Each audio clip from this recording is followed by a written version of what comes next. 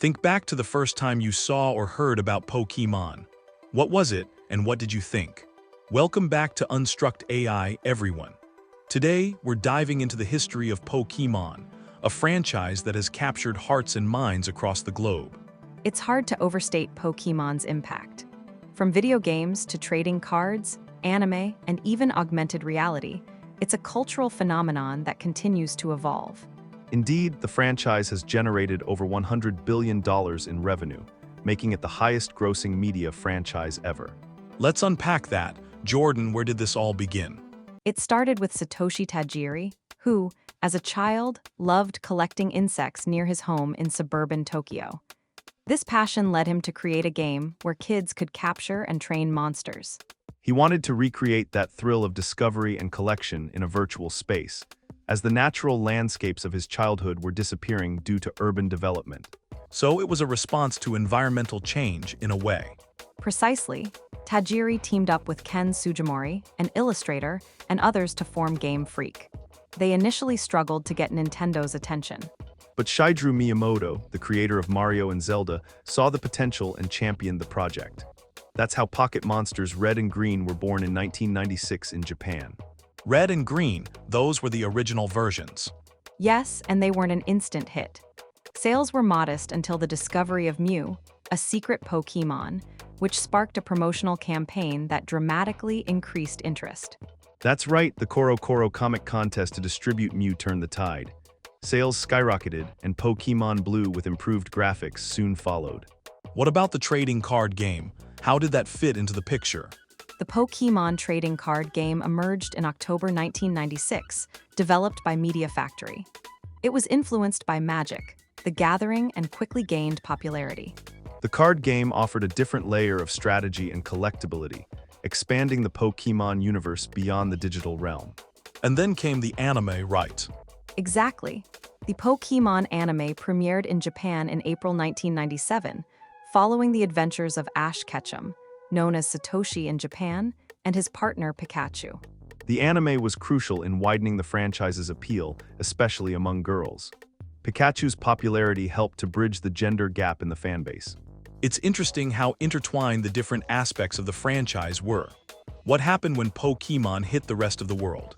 Nintendo of America initially had reservations about the franchise's appeal to Western audiences, but they took a chance, allocating a significant budget to its launch. Alfred Kahn at 4Kids Entertainment played a key role in the internationalization. He secured the anime and licensing rights and suggested the anglicized name, Pokémon. So it wasn't a sure thing at first. Not at all. Market research was negative, but Arakawa ignored it and pushed forward. The anime debuted in September 1998, followed by the Red and Blue games. The rest is history. Pokémon became a global phenomenon, a craze that was dubbed Pokémania. What were some of the key elements that made it so successful? The core gameplay loop of capturing, training, and battling Pokémon was incredibly addictive. Trading and collecting added a social element that resonated with kids. The anime provided a visual narrative that expanded the Pokémon universe, and the trading card game offered a tangible way to engage with the franchise. But it wasn't all smooth sailing, was it? No, there were controversies. Some criticized the trading cards as a form of gambling and raised concerns about violence in the anime. The Den Senshi Porygon episode caused photosensitive epileptic seizures in thousands of viewers, leading to a temporary halt in the anime's broadcast. That's a stark reminder of the responsibilities that come with creating content for children. Despite these challenges, Pokémon persevered, evolving with new games, characters, and features. The franchise adapted to changing technologies and cultural trends. The release of Pokémon Go in 2016 demonstrated its ability to capture a new generation of fans, proving that the franchise could remain relevant in the age of mobile gaming. I need to take a quick break. We'll be right back. This episode was brought to you by Unstruct AI, creating the most trusted AI news analysis platform, where we transform any topic into balanced, multi-perspective conversations with expert analysis in under 10 seconds. Okay, so we're back. So what's next for Pokémon? The franchise continues to innovate with new games like Pokémon Legends. Arceus and Pokémon Scarlet and Violet exploring open-world environments and new gameplay mechanics. The upcoming Pokémon Legends. ZA shows a commitment to revisiting past regions and introducing new elements like Mega Evolution to keep fans engaged. It seems like they're constantly trying to strike a balance between nostalgia and innovation. Exactly. They know that they have a dedicated fan base that appreciates the core elements of the franchise, but they also need to attract new players with fresh experiences. And let's not forget the Pokémon trading card game, which is still going strong. It's one of the best-selling trading card games of all time and continues to evolve with new sets and mechanics. The staying power of that card game is really remarkable. It's a testament to the strategic depth of the game and the enduring appeal of collecting. The rarity and collectability also drive a lot of interest.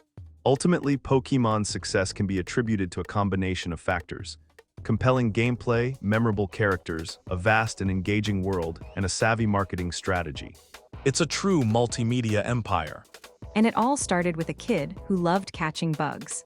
What do you think makes it so uniquely Japanese? Its embrace of kawaii, cuteness, a hallmark of Japanese culture, contributes to its appeal.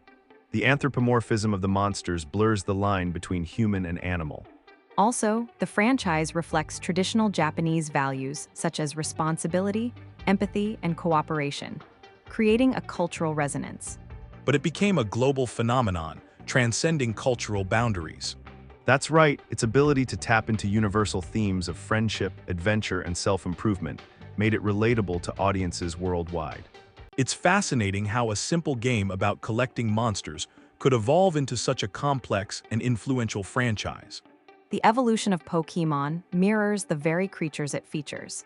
It's constantly adapting and changing, ensuring its continued relevance. And with new games and media on the horizon, the Pokémon story is far from over. Its legacy shows no sign of slowing. What can other franchises learn from Pokémon's success? The importance of building a strong core experience and nurturing a passionate community is important. That foundation helps franchises maintain cultural momentum. Also, don't be afraid to experiment and evolve, but always stay true to the spirit of the original creation. Without core ideas, success might be short-lived. That wraps up our exploration of the history of Pokémon. Join us next time as we uncover another fascinating topic here on Unstruct AI. Thanks for having me, Sam. It's been a pleasure. Likewise, always a pleasure to delve into the world of media and culture.